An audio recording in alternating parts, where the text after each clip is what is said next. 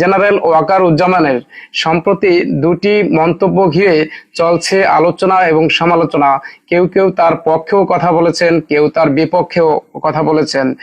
আগামী ডিসেম্বরে নির্বাচন হওয়া উচিত এবং তিনি আরো বলেছেন যে রাখাইনের সাথে বাংলাদেশের যেই মানবিক করিডোর করতে চাচ্ছে সরকার, সেটি এই সরকারের করা উচিত হবে না। এটি রাজনৈতিক সরকারের মাধ্যমেই এবং এটি একটি পলিটিক্যাল সেন্সের মাধ্যমেই, কনসেন্সের মাধ্যমেই সমাধান করা সম্ভব। তার এই দুটি মন্তব্য ঘিরেই অনেকেই বলছেন যে তিনি কি তার স্থান থেকে সেনাপ্রধান হয়ে কোনো রাজনৈতিক বা পলিটিক্যাল নেতাদের মতো বক্তব্য দিতে পারেন কিনা।